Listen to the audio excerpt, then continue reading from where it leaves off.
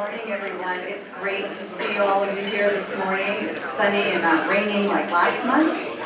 We have a great program for you today. And let's get started with the Pledge of Allegiance. Brian Lane, would you please lead us in the Pledge of Allegiance? Good morning, sir. I pledge allegiance to the flag of the United States of America and to the republic for which it stands, one nation, under God, indivisible, with liberty and justice for all. Thank you. So, February is Black History Month, and the Sonoma County Alliance began celebrating Diversity Month about 2 years ago at the suggestion of some board members and some members as a member benefit. In honor of and to celebrate Black History Month here at the Sonoma County Alliance, your DEI committee has created a video based on interviews with several Sonoma County small business owners, including Chris Perez of Core Electric, one of our members, and a nonprofit with a focus on leadership.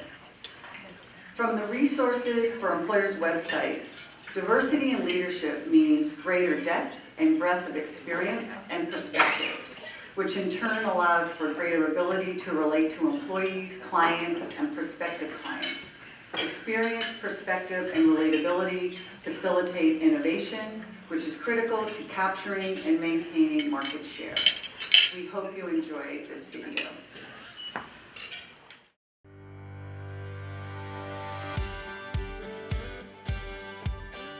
The best piece of advice that I have is failure can often be your greatest teacher. Focusing on your mistakes and often learning from them can also build your character. Someone I looked up to was Mr. Lujan at Laguna Continuation School. I was a troubled kid, right? I was going down the wrong path. I didn't have the things that maybe other kids had, right? I didn't have that father figure or anything. And I would just do what I would do, and I would learn on my own. And he would say things to me that would then just resonate. And I don't think that he knew he was doing it at the time, but he was just doing what came natural to him, which is what I'm trying to do with kids nowadays. As a leader, you don't know everything. You have to rely on teamwork. If you have teamwork, a team can accomplish any goal. That's like synergy. We're stronger together than we are as individuals.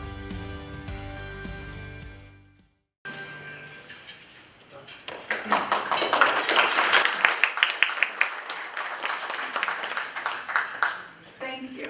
And now I would like to ask Ginger Baker and Brandon Jewell from Career Technical Education to come up here. They are our program sponsor this month.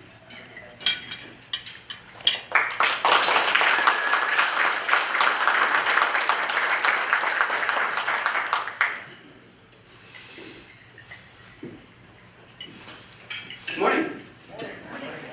I'm Brandon Jewell, and this is Ginger Baker. We are with the Career Technical Education Foundation, or CT Foundation, and today we want to talk to you about how, as members of the business community, you can help build the next generation workforce in Sonoma County. But first, we'd like to tell you a brief story. Good morning.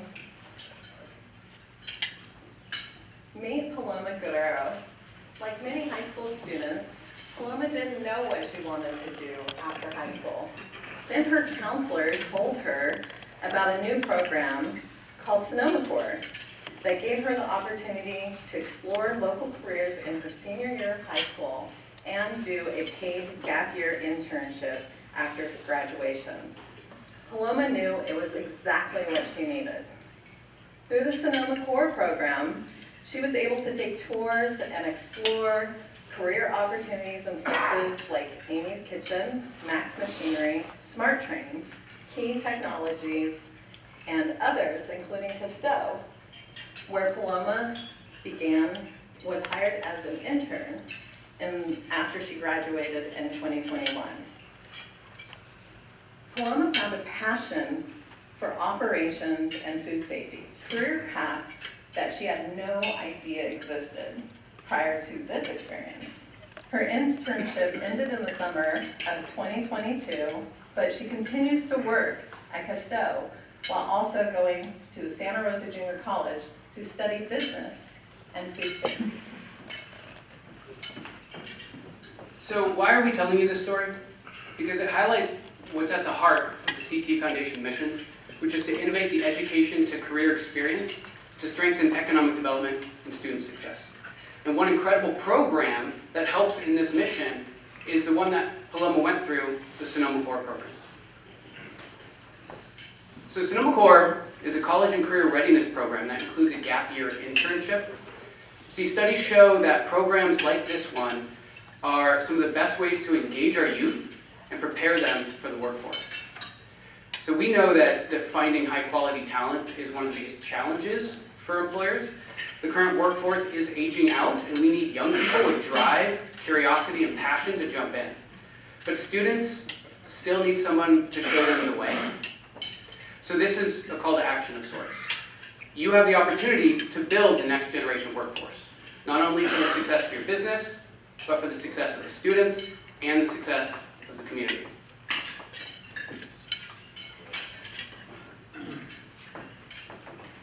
We are so glad to be here on what happens to be the first day of CTE Month, a national movement to raise awareness about transformative, career-connected learning and how that can be. I love that.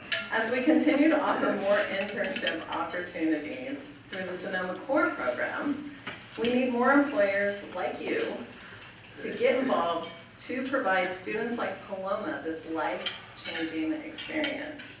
If you are interested in learning how you can partner with CTE Foundation and begin to build your workforce pipeline through internships, come visit us at our table in the lobby after this meeting. Thank you.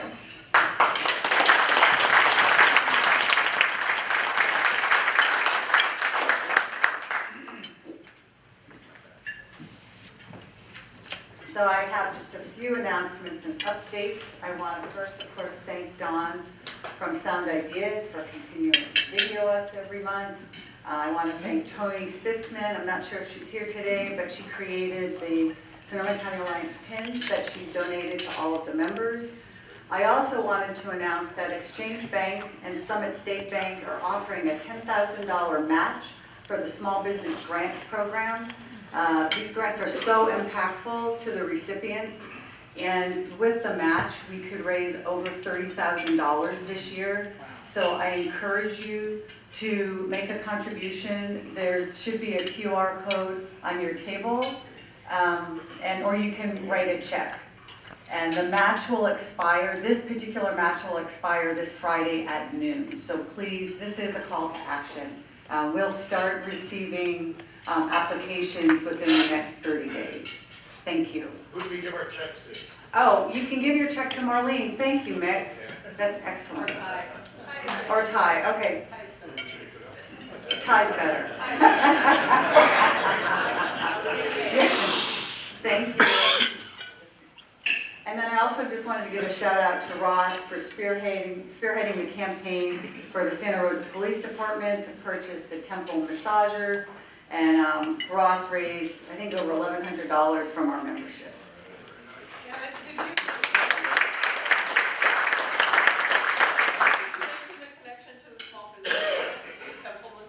Of course. So one of our recipients from 2022, Joe Meisch, created a temple massager for PTSD. I actually bought one because I have TMJ, so I use it on my job, but you can use it on your temple. And he came and gave a presentation about how the grant helped him. And as a result of that, Chief Cregan made a purchase order to buy them for his team. So it's just been, you know, it just goes to show you what these small grants can do to help people expand their business. And then I'd like to turn it over to Ty for a couple of minutes. She has some membership and event reports.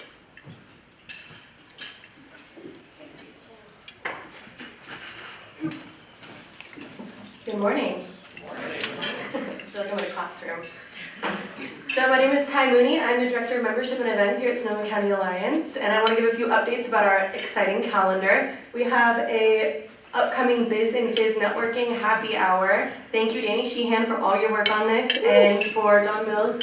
Thank you for being the first one to host it, and of course for WSI Smart Marketing for being the first sponsor of the event. That is up and coming, so be sure to be there. It's going to have a little bit of live music with ambiance and some light snacks. Also, March 23rd, we have our legislative reception. This is a great opportunity for everyone to come and thank our elected officials who work tirelessly to make our community so wonderful. So tickets are on sale now. It's $35 a head. You can find them on our website. We also have the Skate Pack Golf Tournament coming up. There is no details for you right now, so hold on. And then at Mixed Request, June 10th is Bocce for Books. It's at Taft Street Winery. More to come on that as well. What I'm really excited to share with you is March 1st, our GMM is centered around housing and homelessness, and we have an elite panel of community leaders. We have Chris Cabral, the new CEO of COTS. We have Jenny Lynn Holmes, the CEO of Catholic Charities. We have Gerard Duduche, Roanoke Park City Council member, who's here today, thanks Gerard. And Jenna Garcia, the housing specialist in Roanoke Park. So make sure that you get your name down and pre-registered for that program. And on that note, we also have availability for a program sponsor for that day. It's going to fill the house, so be sure to get your name on the list. It's first come, first serve. Thank you, CTE Foundation, for joining us today as the program sponsor. It's your turn, so make sure you get your name on the list. Other opportunities are the $300 Biz and Fizz event sponsorship. We're looking for those still. $100 pop-up sponsors, and of course you could sponsor one of our skate pack events. All you have to do is email me. I'm happy to take the money. And then of course, a healthy reminder that you can prepay for this breakfast in 2 different ways. So it's $35, you could pay online, or you could ask me for an invoice. Right now it's $315, and we'll cover the rest of the year. And then you don't have to bother with it. And last, I want to thank all of our new and returning members. There is so many. This is just page 1 of 2. So I will flip through it, but please look at the list. Give a round of applause for all these people who are committing to our community.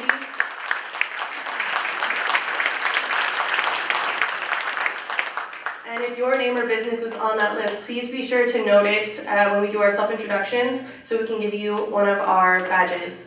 So that's it for me. Thank you so much.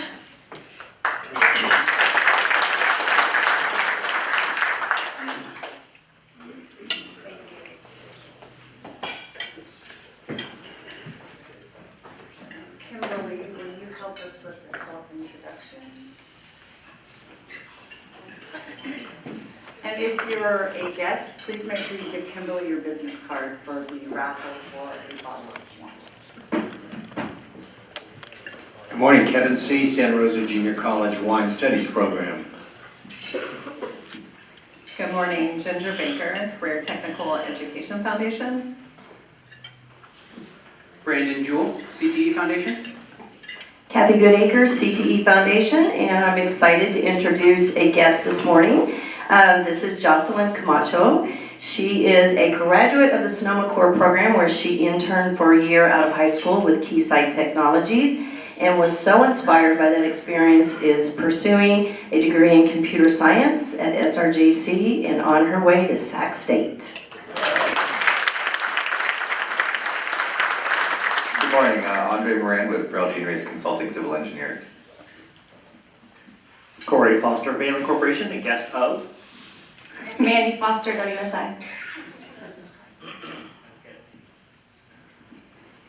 Cynthia Mordecai, WSI. Joshua Banks, WSI. I'm Rob Samuel from KLH Consulting, and most of you know my guest, Paul Pastorino. Good morning, Mick Menendez, Pacific Advisors. And if I may, last week we lost a very dear friend, longtime Sonoma County supporter and member, Steve Butler. I would ask that we bow our heads and have a moment of silence for Steve, please.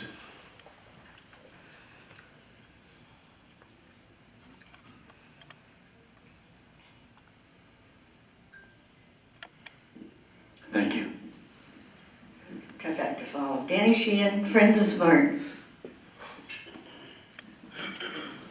Good morning, everyone. I am Kimberly Waite with Fidelity National Title, immediate past president of the Alliance. And this morning we have a guest with us who we actually saw on the screen, Arthur Cheney with 100 Black Men. Good morning, thank you. I'm glad to be here once again, and I enjoy the company. Thank you. Carrie Chambers, Community First Credit Union, and my guest today is Olivia Ravelino, our newest executive assistant at the Credit Union corporate office here in Santa Rosa. Also, I am carrying around the little magnetic Sonoma County Alliance pin, so if you don't have one, please just let me know as we're going around doing self-introductions. We have plenty of them here, and we'd love for all of our members to have one. Good morning, Brian Bucksbaum, Next One Staffing. Teresa Scott, Western Health Advantage. Good morning, Lori Mooney, North Bay Biz Magazine. Good morning, Linda Bone, Summit State Bank. Dana Ghirardelli, Sonoma County Farm Bureau. Ryan Kelly, WSI. Good morning, Darling from Sound Ideas Media and Couvert Brewery, donating a 6-pack. It's no longer dry January.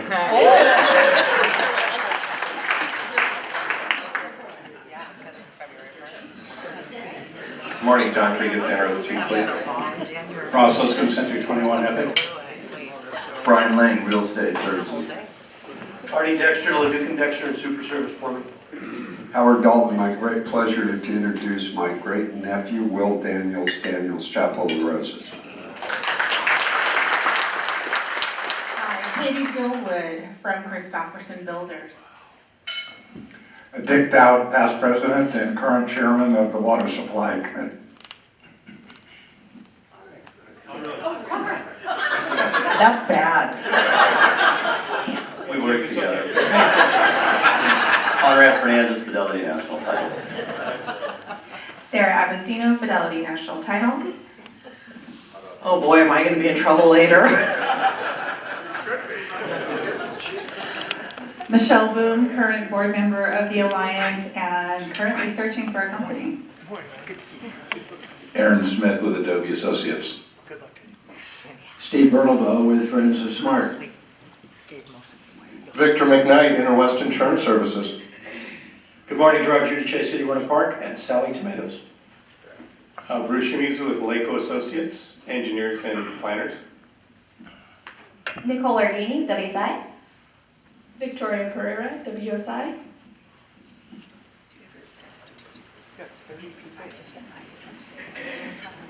Good morning, everybody. Randy Johnson, Getaway Adventures and Wine Country Bikes.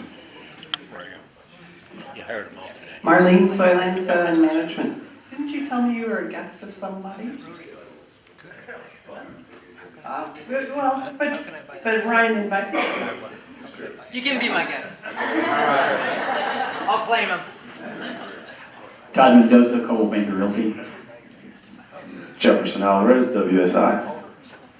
Chuck Cruz, Double Eagle Financial, where cash is still king. Keenan McCullough, MP Law. Frank Pipgras, Commercial Real Estate. Mark Nelson, Midstate Construction. Carly Rodriguez, Midstate Construction. Dan Conklin, members stay back. Haley Bly, Boys and Girls Club of Sonoma Marin. Jason Lee, Sonoma County Office of Education. David De Los Santos with TLCD Architecture. Rick Carlisle, BKF Engineers. Scott Kincaid, Facility Development Company and Sonoma County Alliance Political Action Committee Chair. Patrick Holden, 707 Promotions. John McHugh, Primerica Financial Services, where we move money to help our clients make money. Roy Martinez, Exit Strategies Group and board member of PEP Housing.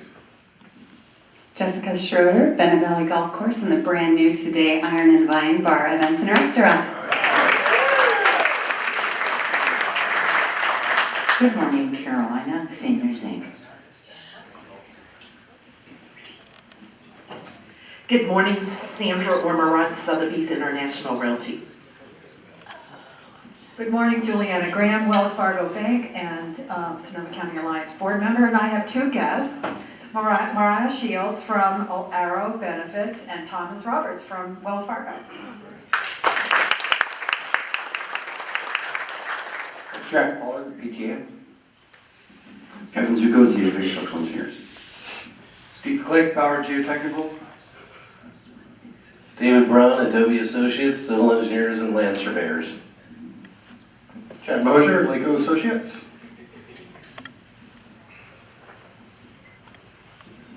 Joe Gaffney, St. Vincent de Paul, and I have a guest this morning, Jane Reed, who's the retired Chief Operating Officer for Petaluma Health Center and currently a wellness educator for the Juice Plus Company, where they are inspiring healthy living throughout the world.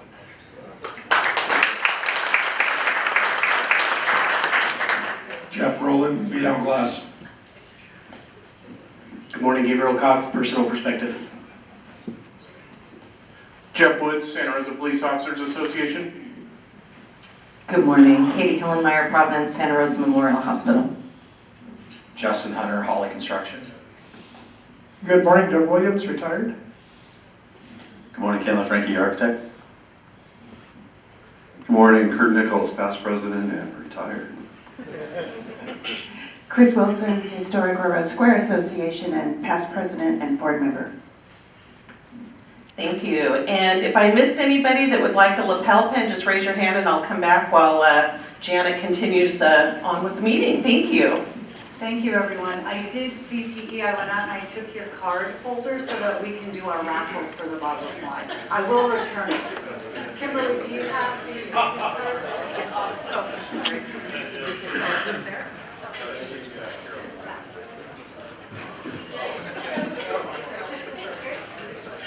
Okay, lapel pins, put your hand up and I'll get you covered.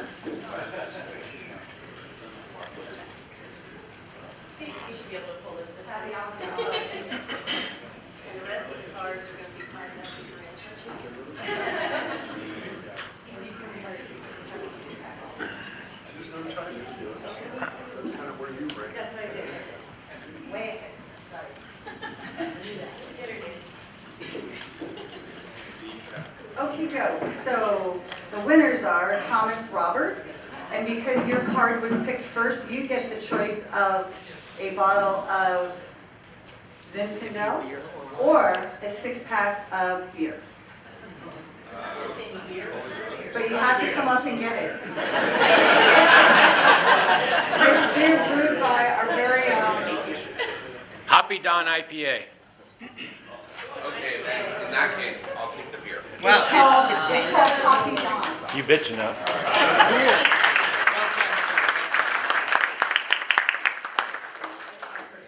And then Randy Johnson, you are the lucky winner of the bottle of wine.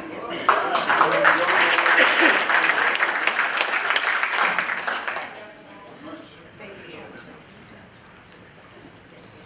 Kathy, I will get this back. Okay, so my name is Janet Connors. My day job, I'm a commercial real estate lender with Summit State Bank, but I am your 2023 president and co-chair of your DEI committee. And it is my great pleasure to introduce our post-pandemic marketing panel. I'll introduce Ryan Kelly, and then Ryan will introduce his team. And there's a couple of things I need to tell you about Ryan Kelly. I've known him now for probably about 5 or 7 years. And he is also a Sonoma County Alliance officer. He's our treasurer this year, and he's the membership committee co-chair. He's the founding and managing partner and senior vice president of marketing strategies at WSI Smart Marketing. Ryan has won 3 top contributor awards, recognizing him as one of WSI's top global contributors to the international brand and online marketing industry. He's internationally recognized as one of America's premier digital marketing strategists, speakers, and teachers. Ryan has been published and co-authoring a book called Digital Minds, 12 Things Every Business Needs to Know About Marketing. He has a popular YouTube channel called SEO, which I have gone and checked out, and it's very well done. It's really nerdy. It is very nerdy. It's called SEO on the Go, and he has 250,000 viewers and growing, +1, me. Ryan may be known nationally for his well-thought-out strategy and speaking style, but he is also known locally for his philanthropy and community-minded approach to all things marketing. He is a supercar enthusiast and loves solving any kind of 3D puzzles. He'll be celebrating 20 years of marriage with his amazing wife, Amanda, this July. He loves bird watching with his 18-year-old daughter. That's kind of nerdy. It's boring but fun. And doing anything car-related with his almost 16-year-old son, Lincoln. Please help me welcome Ryan Kelly.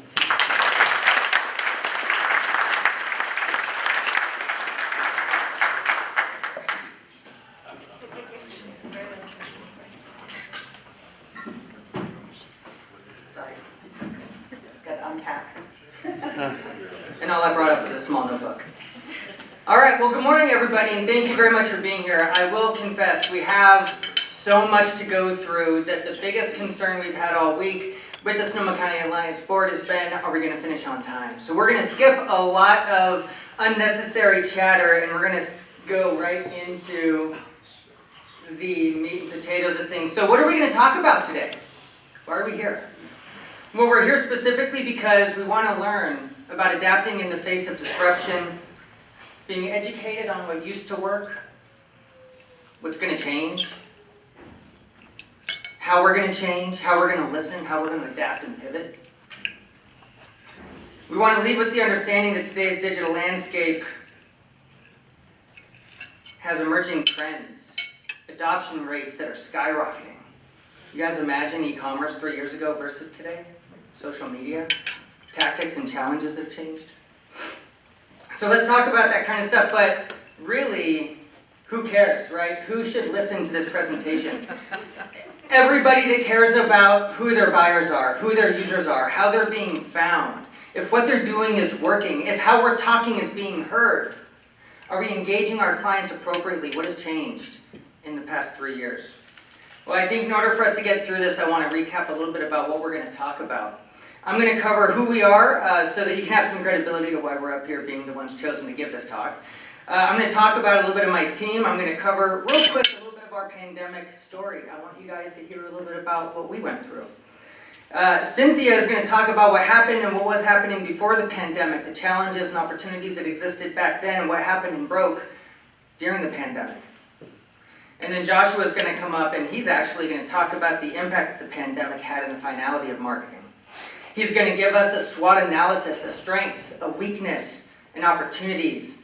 I'm drawing a blank on the T. Threats, thank you. Also, I haven't been on stage in a couple years because of the pandemic. So I think that that's interesting, having us learn about our businesses at large, our strengths, weaknesses, opportunities, and all the other things that go with it. And then talking about our adoption rates and how they've changed. So who are we? And why are we even up here? WSI is the world's largest digital marketing network. We have over 100,000 clients globally. We manage over $150 million of ad budget regularly. We have 200,000 search engine optimization campaigns currently active in the world. And we have over 500,000 websites that we've built. We have big data. We have big dreams. But who are we locally? Because that's not our company, that's not our organization. So we founded our agency, my mom Judy, my father Ken, and I founded our agency almost 15 years ago as Equal Share Partners. We're lucky to say that right now WSI has about 1,000 agencies. We're in over 80 countries. And our local Santa Rosa branch is the 6th largest in the world and the 5th largest in America within that brand. Thank you. It's not me, it's my team, which is also why I'm not going to be doing most of the talking today. We also have teams in Scotland, South Africa, India, and Toronto. So what is digital marketing? It's anything you do to engage your users and your buyers and their behaviors online to promote your business, your nonprofit, your agenda, your organization, your product. How do you find the people? How do you let the people find you through the internet? So I want to cover real quick a little bit of our pandemic challenges that we had. First thing is, yes, we physically closed our office for a couple of weeks. Talk about scary, guys. We were within the first month of the shutdown and I got the swine flu and thought I was going to die. Right? Because the only thing that existed was COVID. I didn't get COVID, I got the swine flu. The office completely shut down. But we never ceased our operations. It was important that we kept serving our community of businesses, not only locally, but nationally. We understood that in that face of emotion and fear, the most important thing to a lot of us was, for me, my third child, my business. We had a tsunami of customer concern that came in. How are our clients going to find us? What we were doing isn't working. Our SEO is broken. People aren't clicking on our ads. What do we do? Our website needs to be changed. We have all these updates. Suddenly brick and mortar isn't the most important. Suddenly click and mortar is meaningful. Client and team communication became a challenge. By a show of hands, anybody have had at that time in the beginning of the pandemic fragmented communication with your team or your clients? Right. You had to figure out what to do and you had to start innovating. We worried a great deal about our clients' finances. So without them, we don't have a business. They're our consumers. And we were very heavy in gestational products, meaning things that we were providing and delivering our clients at large didn't turn on and start working right away. They were products and services that tended to take time to work. That's not going to work during the pandemic. So how did we survive? This is kind of our survival story. Shout out to Janet. We got the PPP. She held my hand. I was calling her like every 5 days. Girl, is it here? Right? Like, she was so helpful. Thank you. We slowly reoccupied the office and came back together as a team. We began building new processes for virtual everything. We integrated video into virtually everything. Sales, prospecting, retention, email marketing, social media, reporting meetings and client retention, right? We saw the need to get in front of people, but we couldn't get in front of people. We proactively pivoted away from products and the way that they used to work to the way that they needed to change. So we paid attention. We looked at the data. We saw what was changing. We predicted future and we pivoted into those changes, which was great. We developed, launched, and delivered new product lines, which means that we listened to our client base. We heard what they were saying. We felt their pain, and we adapted to help them. We didn't play the victim card. We didn't wait to see what happened. We purposely, proactively listened to our client base and said, how do we have to pivot? How much work will we have to do? We didn't want to wait to see what was going to happen. And then we negotiated payments with our clients. We never negotiated our services or our deliverables. Those did not need to change. If anything, we get way more away for free because it was important to us that our portfolio came through strong. In fact, if you look at the first 2 years of the pandemic, we lost one single business nationwide for our organization to the pandemic. One. Okay, that's our pandemic story. That's a little bit about us. If you know me, you know I've been waiting 7 years to get up here and talk. But why in the world am I handing it off to Cynthia and Josh?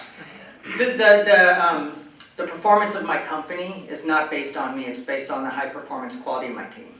I've realized that now. So it's important to me that the specialists, the people that actually put together the hard work and the strategy are the ones that teach you. So having said that, I am going to introduce to you Cynthia Mordecai. Cynthia was born and raised in Southern California, and she's been with us here in Sonoma County for 7 years. She's an SSU alumni, as is a lot of my local team. She has 15 years in marketing, and she's been with me personally for 6 years. I would venture to say I thought I would never find another Cynthia, and I found another Joshua, which was fantastic. She is the first non-agency owner in our network to ever win a Top Contributor Award. In 25 years, there's never been given a Top Contributor Award to somebody that didn't own an agency. She was the first one, and only 2 have ever won to win. She recently completed a year-long personal development. Anybody familiar with 75 Hard? Guys, that's the first 75 days.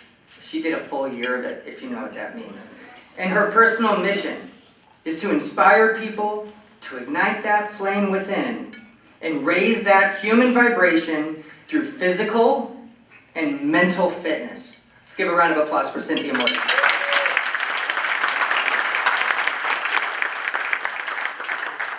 Alrighty, thank you, Ryan. He always knows how to raise that energy. So yes, my name is Cynthia Mordecai. I'll be going over the digital marketing landscape from pre-pandemic, what happened during, and then really up until today. So in talking about what did online marketing look like before the pandemic, I'm going to be talking about some online tactics that were popular leading up to COVID. So if you see here, we have search engine optimization, right? That is SEO, that is coming up on that first page of Google, and really primarily at that top of that first page. Then there is paid search advertising. So if you Google something like, let's say, restaurants near me, you'll see paid ads up top on that search engine results page, and then you'll see the map and then the results down below. So the paid ads up top, that's paid advertising. The map and the results below are your SEO. Other placements for paid ads are going to be platforms like Google, YouTube, Facebook, Instagram, really any website that sells that ad placement. So that was another popular strategy. Web design and development. So at this time, right, in 2020, lots of businesses had websites. So that was great to see. There was social media. And it was really seen as, I feel at the time, a luxury. Not a ton of businesses were on social media, but people were starting to really adapt and secure those social media accounts and start posting online. Then there was email marketing. Email marketing has been around. I'm sure we've all gotten email blasts in our inbox, right? That was a very popular strategy leading up to COVID. So when we start to talk about what direction was digital marketing headed as we went into 2020, you can see here on the graph that 2020 is that kind of reddish pink, the green is 2019, and then the blue is 2018. So those are 3 years leading up to COVID.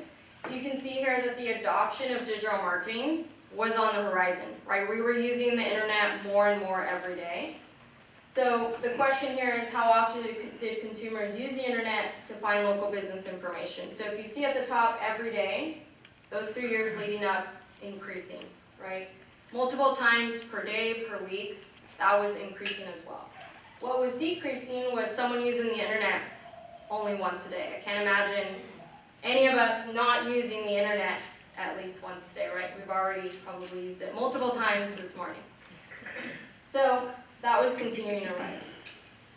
So what changed during the pandemic? You'll see that those top 5 that I just talked about, those were still there. Those were still important. What really changed was the strategy itself and all of the details. So if you see here, I starred social media and email marketing because those 2 in particular were very important platforms where you could essentially send out information, the latest and greatest about your company, safety protocols, business hours, and tell people right then and now what was happening, right? That was really important. We didn't know if restaurants were open, if someone was coming into my house, were they wearing masks, all those things. So it was so important to be able to tell people in real time what was happening. Persona development was another one that was really important. Our user behavior changed. So it was so important to make sure that we were readdressing what our buyer looked like, right? Reevaluate who they are. Then there's website maintenance and security. That became another popular tool as well. Website changes were needing to happen left and right. And then also security.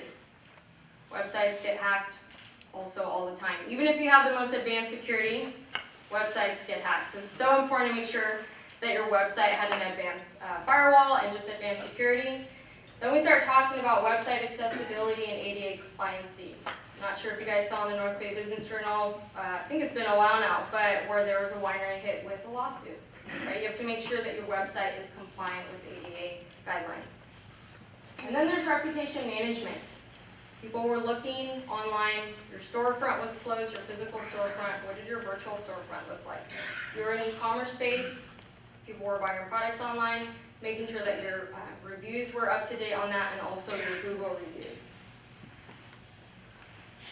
So as we talk about some challenges during the pandemic, the obvious, right, physical locations were closed, outdated websites. We saw a lot of outdated websites. So while it was great that businesses had those websites, most of them were outdated in design or in their information. Then there was gestational products. So that is the idea of, let's say, SEO. It's a long-term marketing investment. It takes time to work. What happens when you don't have time? I need to be on Google like now. Then there was the fear of people coming into your home or into your building, right? So for a lot of essential services that remained open, like plumbers, trades, what happens now when you're entering my home? I'm scared. So that became a challenge. All right, before I start talking about the solutions, I want to talk about this mindset of being the buffalo. I'm not sure if you've heard about this. It's something that we instill for us as a company culture, and what we had to make sure we really adopted for our mindset as we consulted with businesses during this really scary and difficult time. So there is the buffalo, and then there's the cow. So the buffalo will see a storm and charge straight through that storm. Right? They go through it faster, stronger, and they typically outpace their competition, the cows. Cows, on the other hand, really like to run away from the storm, prolonging that pain and being in that storm so much longer.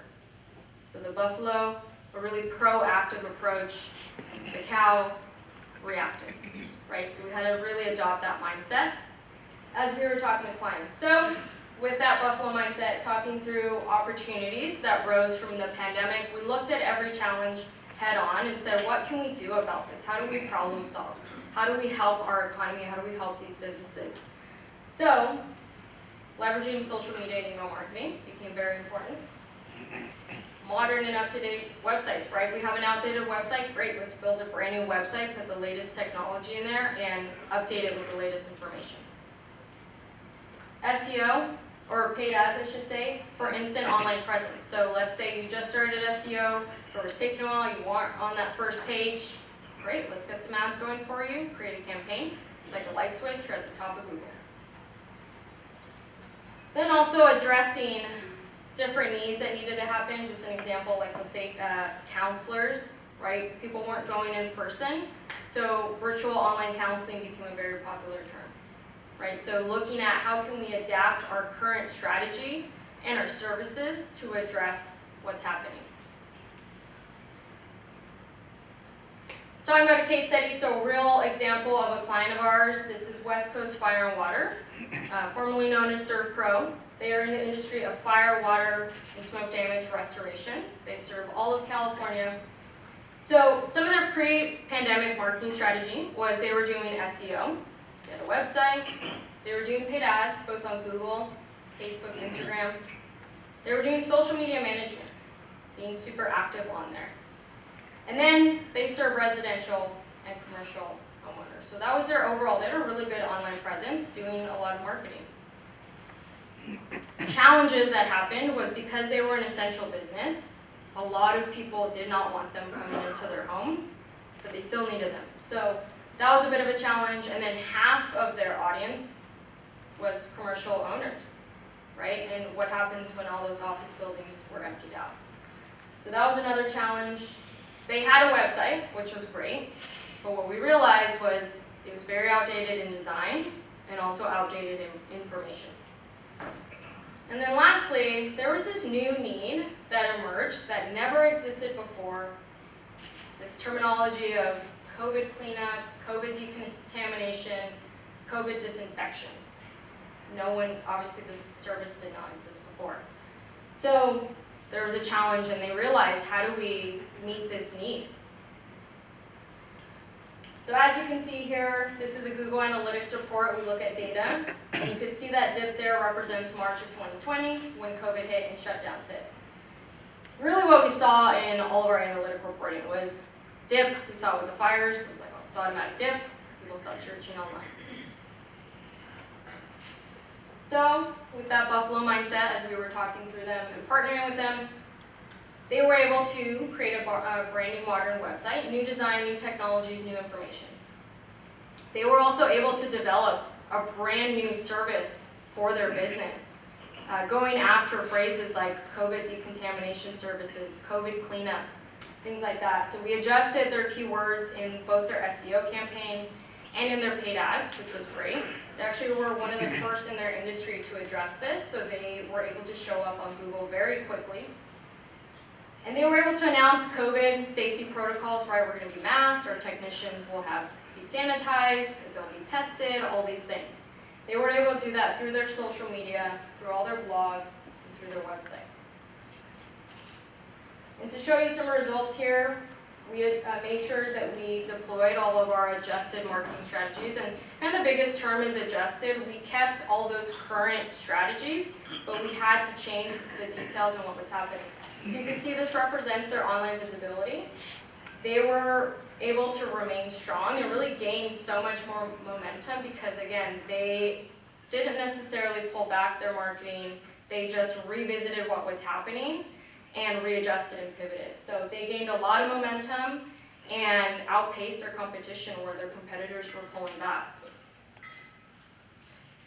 And then showing here as well, this is a competition map. So this shows us the client here, West Coast Fire and Water. They're in that big blue circle. This is showing their number of keywords down at the bottom and then their average positioning on Google.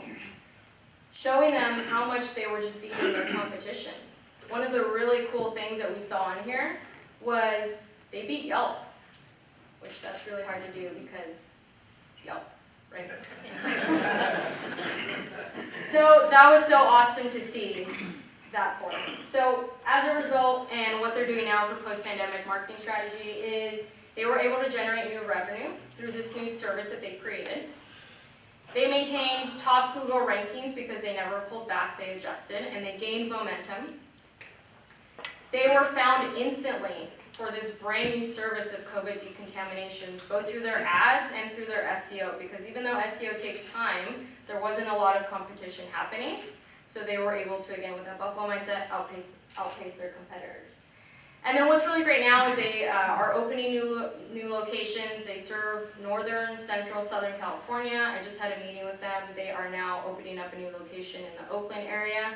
We'll be adjusting their strategy there. They've grown in company size, which is amazing, which means they're changing lives, they're creating more positions for more employees, and really helping our economy. So it was really great to work through them with this, strategize, figure out the puzzle pieces, and see them come out on top in a really difficult, scary time.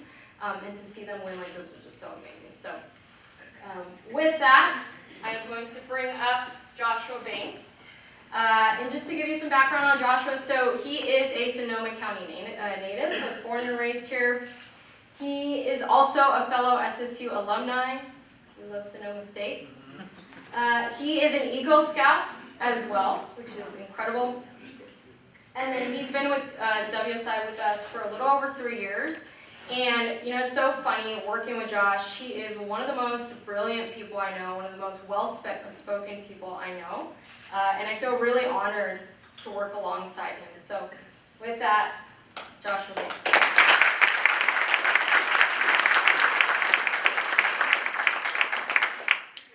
If you know me well, as Ryan and Cynthia do, one of the things that I'm most vocal about is how well I don't take compliments.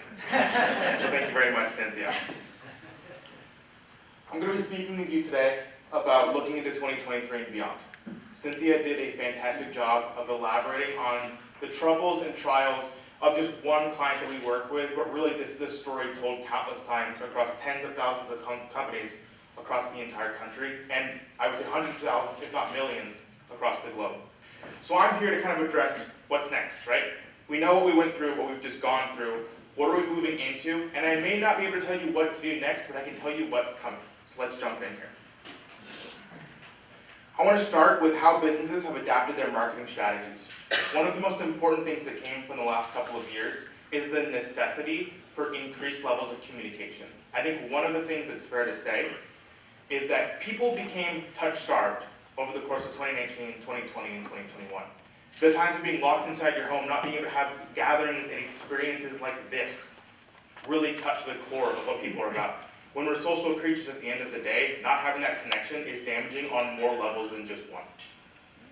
This led to the need to evaluate openings, more availability, moving forward and addressing all the information that you need to get out in near real time to your friends, your customers, your employees. All of that rose to the forefront of what became necessary to run a business. You can also see there's a focus on that human connection I mentioned. You're going to hear that as a common theme of things that are upcoming and things that are needing to be a large focus is the reconnection to human people. So I wanted to talk a little bit, Ryan did plug the SWOT analysis, and I heard some answers in the crowd. People already know what it's about, so for those who may have been out of college for a little while, need a bit of a refresher, a SWOT analysis does stand for analyzing the strengths, weaknesses, opportunities, and threats of an organization, but in this case I wanted to focus on business at large. So my hope is that some of these will connect with you. So if we focus on the strengths, right, heading into and out of the COVID-19 pandemic, one of the biggest strengths the business can have is the strength of your brand name. If people already know who you are, it's much easier to make changes, it's much easier to be well known, and it's much easier to be found anywhere. Your flexibility is another huge contributor to your strength. If you're able to become malleable, right? When things twist you, when things break you, it's much better to bend than break. Becoming flexible and malleable is a huge strength for an organization and a business. The last thing is the level of preparedness. If you can't be malleable, you can at least be prepared. And if you already have backup plans, contingency plans, those can help you eliminate or at least mitigate some stress that could come to your organization. When we move on to the weaknesses, you can see a similar theme here.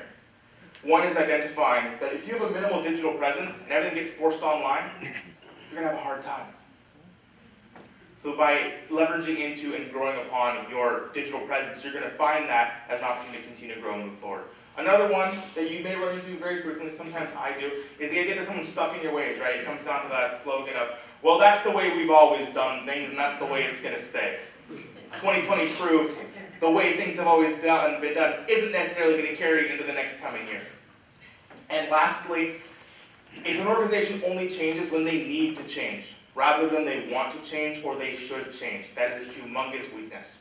Looking forward at the horizon is a massive contributor to success. When we look at opportunities, that thing I mentioned earlier about people needing more information in real time, that carries through. People have been conditioned over the last couple of years to expect that of organizations. The opportunities of newly created markets. There are industries that exist now that were not around pre-2019. How many of you used to go, let's say 2018, 2019, and see your doctor online? Most people before that did not see their doctor or seeing a counselor. All these new experiences are newly created markets that are a wonderful opportunity to leverage.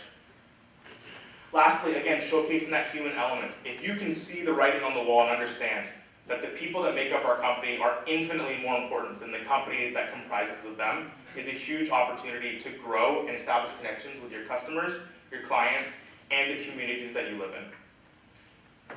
Lastly, I'd like to identify some of the threats. Obviously, the impact from COVID is intentionally broad, but different industries are impacted in different levels in different ways. An inability to embrace digital marketing. A weakness can become a threat. If you only adapt when you need to, versus not adapting at all, eventually you're going to be outpaced by your competition. And lastly, the newly created markets. What can be an opportunity for one person is a threat to somebody else. If you offer specific ways of doing things, someone else offering a new, more enhanced or more advanced way to do that, you're going to run into some threats there to the industry and your ability to function as an organization. So I'd like to start with identifying some trends and data points that came over the course of 2021, 2022, and are carrying onwards into today. The first thing being that 90% of polled users identified that the internet was essential or important to them over the course of 2019 through 2022. That trend is going to continue to scale and grow with us. 81% of people who were polled used video calls ranging from multiple times a day to multiple times a week to stay connected with their friends, families, business employers, prospects. All of that is going to continue to stay through. 40% of people who were polled said that they leveraged the internet or digital technology in a new or different way that they hadn't considered previously. What this means, folks, is that sentiment is changing and people are expecting a more advanced world as we continue to move forward. These trends established over the last couple of years aren't going to go back to the way they were before. They're only going to grow from here. So now I have some, I call them less fun statistics for you. 4 out of every 10 people over the course of the last couple of years suffered from Zoom fatigue. I don't know about you, but I spent a lot of time online. I spent a lot of time in Zoom meetings, and I got tired of it. They're draining. They're way more draining than a regular meeting, and 40% of the country believes that as well. 1/3 of Americans have expressed a want or have put into action a place to spend less time on the internet or on their devices because they're just exhausted and tired of it. And lastly, 1 in 4 US households is worried about having connection to high-speed internet. What does that mean? Well, back in the dial-up days, not too much. But nowadays, as we continue to grow, with video becoming very, very prominent, as technologies are going to continue to advance, this means that potentially 1/4 of the households in the US are concerned about having access to your website, your products, the ability to see and experience what you do online the way that you want them to. That's why this is concerning. So, this kind of begs the question, is how do we adapt and look into these marketing trends, as well as how can we meet these new expectations set to us as businesses and organizations? I have 4 consumer trends that I've identified that grew over the course of the last couple of years, and I anticipate to grow into the coming years. That being e-commerce, the importance of community, the importance of customer experience, and lastly, social commerce. And no, it's not quite the same thing as e-commerce. If we begin with e-commerce, what you see here is a graph from 2019 to the first half of 2020, looking at visits to retail websites in billions. We started 2019 with an average of about 13 billion visits to retail websites every single month. Halfway through 2020, we peaked 22 billion visits a month.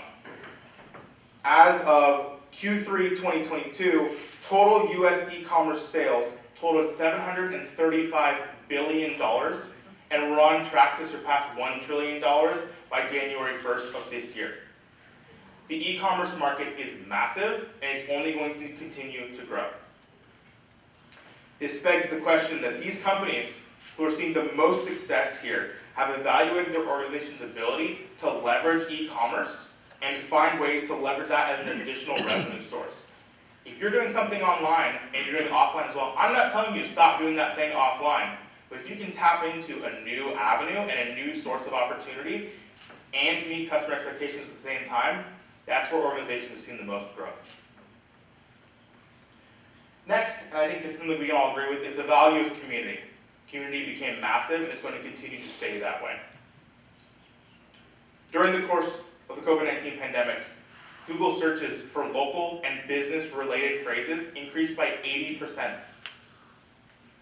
The search volume for phrases that talk about who has and in stock increased by 8,000%. The need to be local and remain local increases the want to stay local going afterwards. And in Sonoma County, that's always been a big thing from the get-go. We've always been very much about embracing the local culture.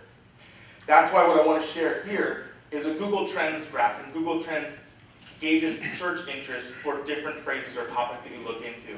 And the important thing to look at this is that at the very beginning, and this is from 2019 to current day, the average search interest for local was about 35%. Modern day, it's about 65 to 70%. So it's roughly doubled over the last 2.5 years. And this isn't just for the entire United States. This is specific to the San Francisco Bay Area. Here in the markets that we live and operate in, the need and the importance of local has doubled compared to 2.5 years ago. The customer experience is everything, right? We're all customers. Even if we run and operate businesses, businesses are run and controlled by the customer that we serve.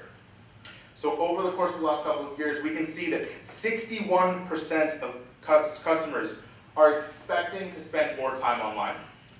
And they're expecting 88% of more companies to accelerate your digital initiatives. So if you're not moving to see how to become the latest, greatest, and improve on your strategies, you're missing out on almost 90% of your customers' expectations. They may still use you, but they may not if someone else comes along with a better option. Lastly, 69% of customers say that companies should offer new opportunities, new ways to deliver their products and services. That is a direct translation from the experiences of the last couple of years. This begs the question that, do you understand the journey that people experience? When they're expecting to spend 61% of more time online, and they're expecting 70% to increase your digital initiative, do you know the journey that they're experiencing with your digital presence when they look at you online?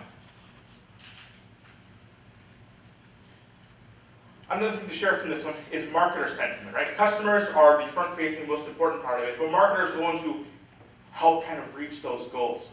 So in that same vein, 84% of marketers who were surveyed agree that they are working to adapt and change their digital strategies. That's a great thing. We're marketers. We do that, right? Adapting our strategies is a big part of exactly what happened over the last couple of years. But 34% of marketers aren't sure that they're going to be able to innovate in a way that's going to meet customer expectation and customer demand. 34% of companies aren't sure if they're going to be able to meet new customer expectations. Lastly, I wanted to cover social commerce. And social commerce is not e-commerce as I mentioned previously. Social commerce is keeping the sales process within that native social media application or social media platform. E-commerce is focused on driving that to a website to earn that sale on your website. Social commerce is going to continue to grow. An important data statistic for you is that 97% of Gen Z users of social media start on social media when they're identifying and looking for products and ideas and inspirations. 97% start looking on social media. Global social commerce numbers is projected to reach $600 billion by 2027. Almost a $1 trillion market is in the process of growing right now, and it's only going to accelerate. As we develop processes surrounding augmented reality and virtual reality, we're already seeing some of these with fashion lines, where you're able to try on clothes virtually through your phone. Like you can scan your feet, scan your gloves, scan yourself, and it will upload photos for you to see what you look like. This is going to continue to fuel and grow the social commerce transformation. It's awesome. It's so cool. Oh yeah. So this begs the question, is that as things continue to grow and scale over the course of social media, and social media becomes much more ingrained in the younger generations, is your company managing your presence, or are you just happening to show up there? Are you taking the time to make sure that you have a strategic approach that is going to connect with all of your target audiences, or are you just kind of posting, like I do on my personal pages, whenever I kind of feel like it and have time to? Next, I'd like to move on to analyzing some business trends that I've also seen develop over the past couple of years that I expect to carry forwards. That being the need and the necessity of pivoting and reinvention, the growth of unified marketing efforts, the need, and of course the expected growth of further digitalization. It's a tricky word sometimes. And lastly, good employership. So if we start with the need for pivot and reinvention, customers with no option to do what they need to do online are simply going to look somewhere else. And rather than throw a bunch of numbers at you about why this is important, I'm going to tell you a story. And this is about Primark. And Primark is a clothing brand headquartered out of, I believe, Dublin, Ireland. And they are a high-line fashion line of articles of clothing. They elected to, between 2019 and 2020, keep their entire store online, rather 2019 to 2022. So for the duration of the pandemic, they elected to keep their fashion store completely in person. This led to them to post a $1 billion loss. They willingly gave up $1 billion to stick to what they knew because that's what's always worked.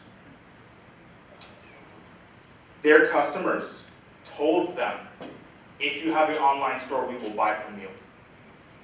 And they still said no.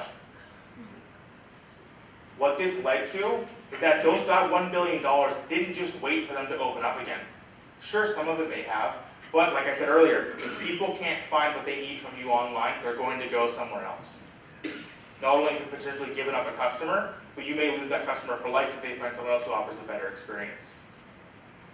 What this led to, and this is just one of the many examples of industries that experience this, is that the second-hand and the rental clothing areas grew massively over the course of the pandemic. This begs that question, is that within your industry, is your organization in a position where you can adapt to change, where you can make changes that need to be? Are you a buffalo or are you a cow? Next, I want to speak about paid search, unified marketing. If you've seen Dr. Strangelove, which I got to watch in junior year of high school, or how paid search and brand marketing can and should work together. So marketers love paid search advertising because it's really, really easy to prove return on investment. Right? Your budget is this amount, we generated this many phone calls, which turned into that many leads. There you go, you spend $100 a lead and you close some deals out of it. That's great. Brand marketing can be scary for some organizations because it does not have a tangible, provable return on investment. It's scary to marketers because what it goes off of is feel. Brand marketing is important because in times like the last couple of years, you can run into experiences where everybody is forced online. And let me tell you what, being someone who works with businesses, works with business owners, the competition online skyrocketed from 2020 to 2022, and it's still a very heightened level. Most organizations are not going to go back to fully brick and mortar and close down their online presence. A good example of this is Airbnb shifted very heavily from a paid advertising model for paid search marketing to a brand advertising model. And what that means is that's that reminder we're still here. PR campaigns fall under brand marketing. And that leads into opportunities where it's not so much about we're better than these guys, but it's a reminder of when we're here. Do you want a very, very conscientious example of why brand marketing works? When was the last time you saw a Coke commercial where they talk about how much better they are than Pepsi and it wasn't just a bear drinking the Coke? It's there to remind you that Coke's still there because they're already in your mind. Brand marketing and paid advertising should be working together very heavily towards the paid advertising ahead of time, but nowadays they're both great opportunities, and a unified marketing strategy is going to be key to building a well-rounded online digital presence. Further digitalization is my next point, and I have a couple of data points to go with this as well. These are things that we're seeing emerge and continue to grow.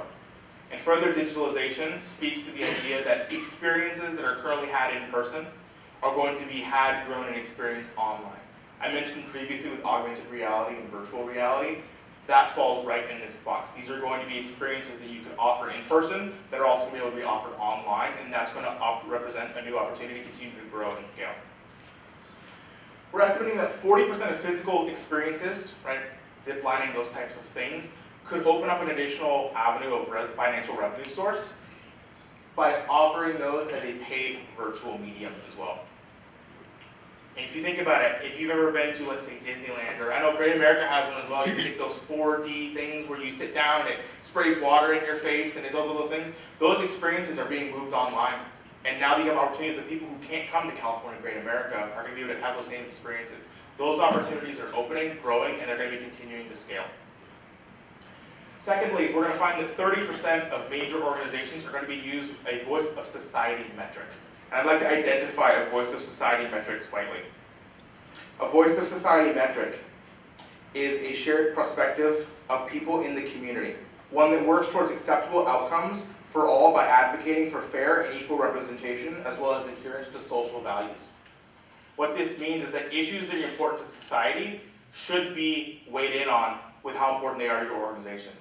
There are certain things that organizations should chime in on, and importantly, certain things that organizations should not chime in on. This voice of society metric is going to be very, very helpful in that, in helping to protect the organization, but also make sure that you're speaking about what's important to your organization, and importantly, to your audience as well. Lastly, I have good employership. And I have to admit that good employership is not a real word. It just sounds really great. But if I wanted to define what I mean by employership, I'm speaking about the stewardship of your employees.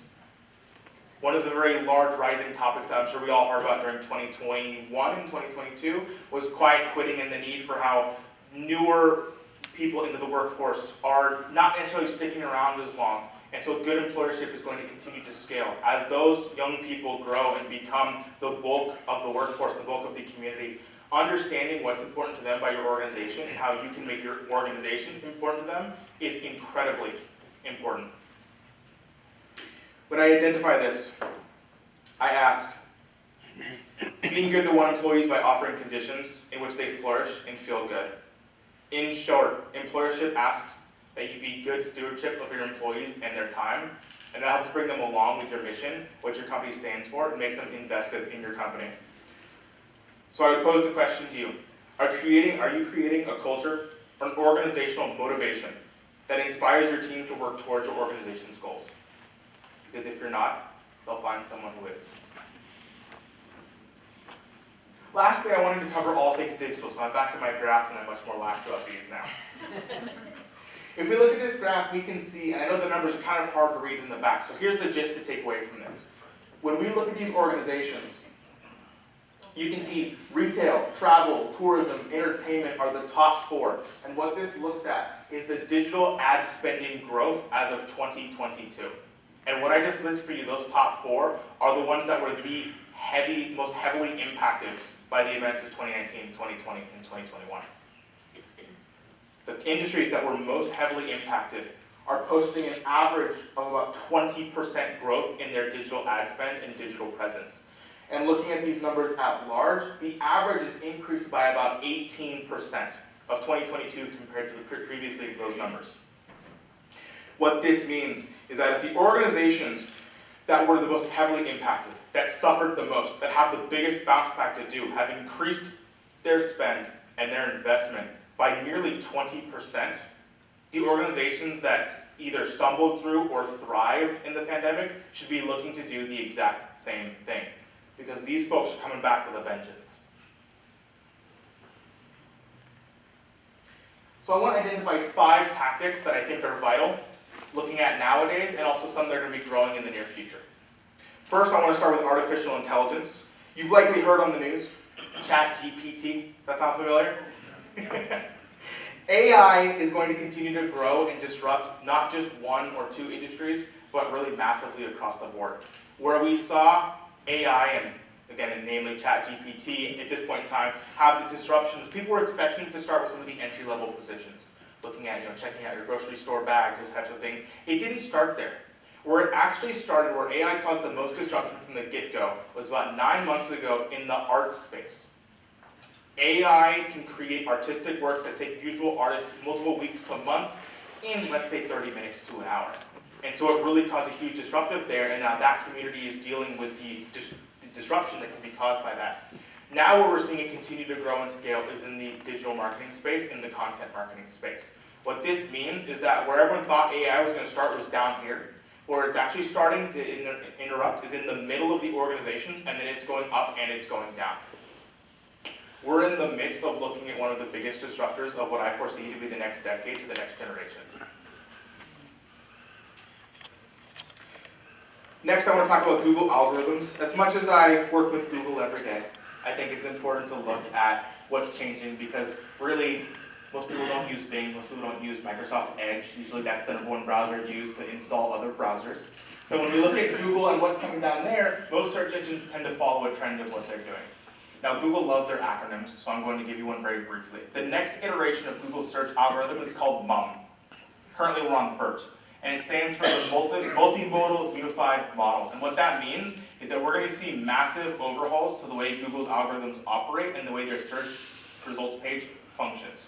One of the things that I've seen come very recently, and some of you may have noticed this as well, is that when you're on social media, you don't have to click multiple pages, you can just keep scrolling and things pop up. Google has implemented that in their Google results page. Starting in early December, they rolled that out to mobile, and now mid-December, it's made its way to desktop. So now, rather than talking about things being on the first, second, or third page of Google, that first page now constitutes about 60 different links. The first page experience went from 10 to 60. And the average person isn't going to have to worry about clicking on a second page now. Those changes that are fueled by that, as well as others, as AI and machine learning continue to improve, Google's translation abilities are going to improve. It's very likely that in the near future, you'll find results served to you that are translated from a different language. Because Google's algorithms can be so advanced that they don't have to only serve you something in English if you search in English. Next, I want to discuss content marketing. Content marketing is one of the key foundations of digital marketing. You likely heard the phrase, content is king, and that's one thing that's not going to change. But what's going to change is the way that content needs to be written and delivered. With the rise of AI, it also increases the rise of humanity when it comes to content. And looking at content, it's all about writing for people rather than writing for a machine or a results page or writing for an algorithm. The necessity to write content that people care about, that people want to read, is important. And understanding what people prefer to be served in is equally important. Content marketing is not just blogs, folks. Content marketing is your service pages, it's what's on your website, it's the photos you put out, it's the videos you put out, it's your presence all around. Content marketing is across every platform. Next, moving on to social presence, and these last two will connect together, social presence and customer experience. Your social presence, as Cynthia mentioned very succinctly earlier, is somewhat seen as a luxury pre-2019 and is now moved towards the necessity. I'm seeing more businesses and more organizations understand the importance of having a social presence where they can push out information in real time, engage with their audience, and create communities and create spaces that their audience wants to feel connected in. One of the most important things to take from that is you can also share that human element that I mentioned earlier on. Having a great social presence ties into your customer experience, because when you have a good social presence, your customer experience does not just speak to your website, it does not just speak to the way you're found online, and it does not just speak to the way you're found offline. Everything working together is your customer experience. Someone's going to find you on Google, they're going to call and talk to your receptionist, you're going to send a technician out there, you're going to do the work, and then you're going to follow up with them afterwards. That entire journey is the customer experience. And having your social presence well-rounded is a great way to facilitate having a wonderful customer experience. So this begs me the question is, if we look at adapting in the midst of disruption, right? A lot of things have changed over the last couple of years, and things are going to continue to change. We're going to be in the midst of a disruptive era with business, with technology, with organizations for the coming years.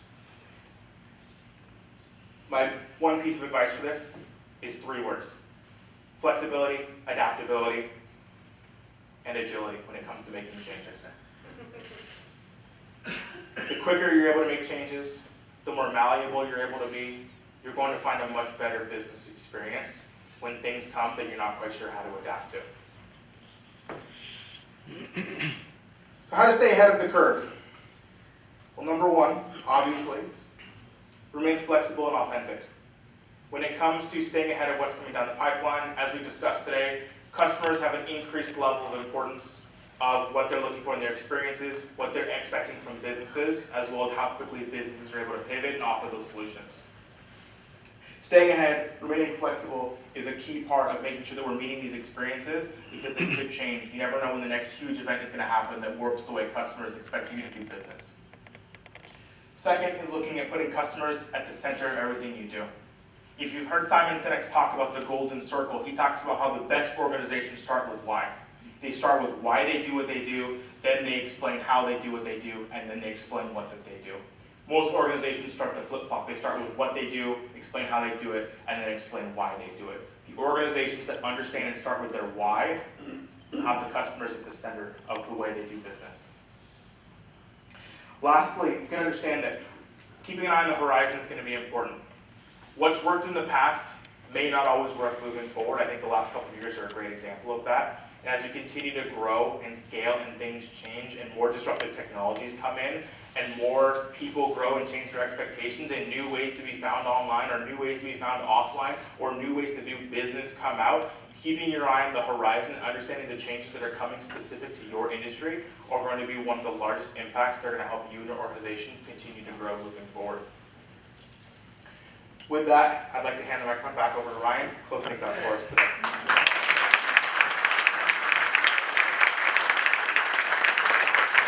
I told you he was smart.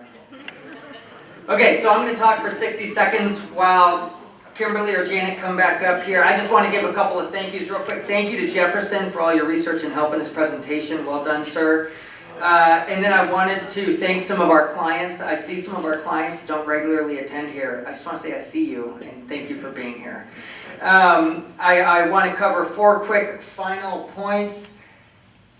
User behaviors matter. Listen to them and define them. Don't hide under a rock and wait for it to go away. Click and mortar is crucial. Your secondary selling options are going to be what save your company in the midst of disruption.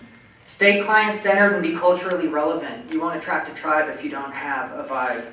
And listen to your users and adapt and innovate. I'll be in 2 hours in an AI meeting talking about what that's doing to our industry. So pay attention on the horizon. And with that, I would love to ask if we have any time for Q&A. Looking for the microphone. Yeah. slide right. We're gonna be over here. Any questions? All right, well, thank you, Ryan and team. That was phenomenal. And I don't know if many people know this as a marketing professional. To get this kind of data and foresight is going to change the trajectory for so many businesses in this room if they capitalize on this information. So thank you for that and for giving 110% always. I have some questions about AI. I think as you're leading, as you're leading into your meeting with AI, of course, I want to know what jobs and careers are already being impacted at the mid-level. You mentioned it's not really happening at the entry level. So where is the impact happening? What jobs? Yeah, absolutely. As I mentioned a little bit during my talk, but we had, really it came into space with the art space and kind of some of the creative space because of honestly, it was a great way to test the algorithms, what they were capable of. Well, we definitely right now are seeing it really disruptive in the content space in terms of journalism, writing, those types of things. That's where we're seeing a big impact from AI right now and where we can see it grow. Honestly, right now, the sky's the limit. So you don't know what the computing capabilities are going to change right now. So staying on the cutting edge of that is really, really important. So the predominant way that artificial intelligence, because in the past it wasn't really artificially intelligent, it was just robots using algorithms to create information, right? So it wasn't really artificially being made and thought through by robots. It was still being programmed by humans. How does this work? Look at Tesla and what Tesla has done in innovating the technology and how we drive. We're kind of in the same boat as where we were with Tesla, where early on Tesla came out with this really cool technology that started to make it so that you could pace the car in front of you, so that it would start to have sensors that would sense the lines around you. It would have mobility sensors to sense the vehicles around you. And as that technology matured, other companies innovated. And other companies helped Tesla innovate. And now the innovations of self-driving vehicles has spread into so many different parts of the world. AI in content is the same. We're at that same stage of innovation, of disruption.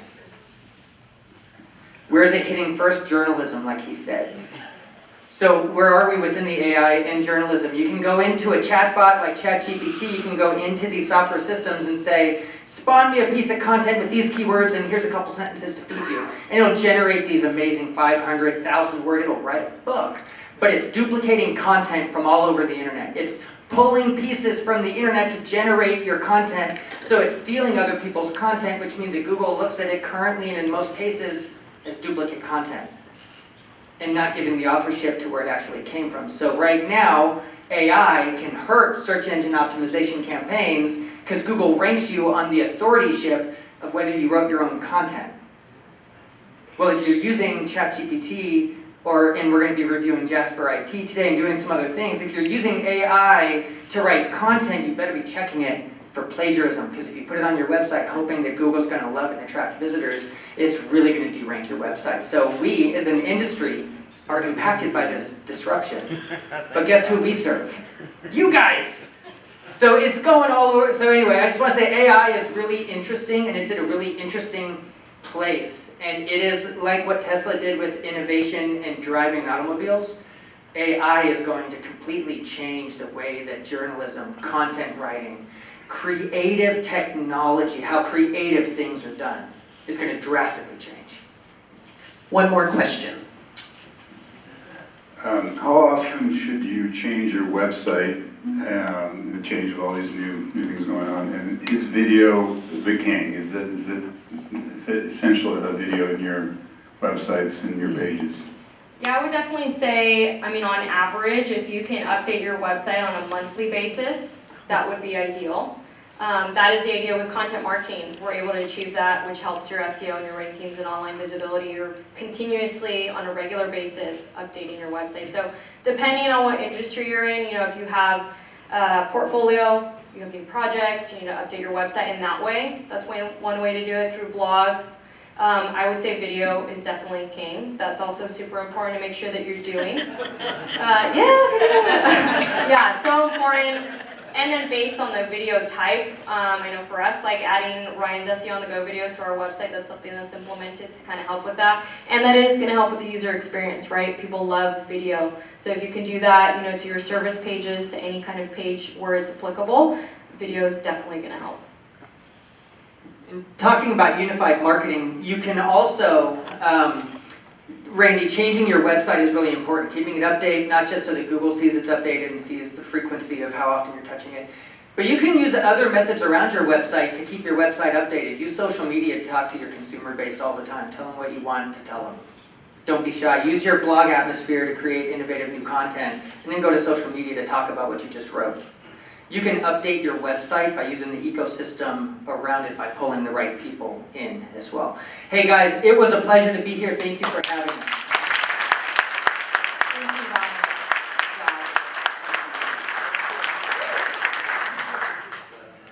That was fantastic.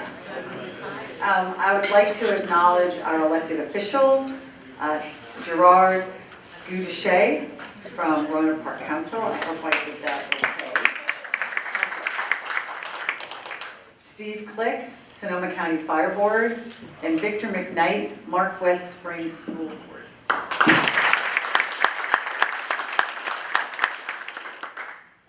So our next month's GMM, as Ty said earlier, is going to be, we have a panel of 4 professionals, and they're going to talk about housing the unhoused and the strategies that they've used in their cities. So please join us for that, pre-register. And thank you all for coming today. It was really great to see each and every one of you. If you are a guest, I ask that you consider joining the Sonoma County Alliance. Sonoma County Alliance is a business advocacy organization. Our strength is our voice, and our voice is our membership. So please join today and contribute your voice. Thank you.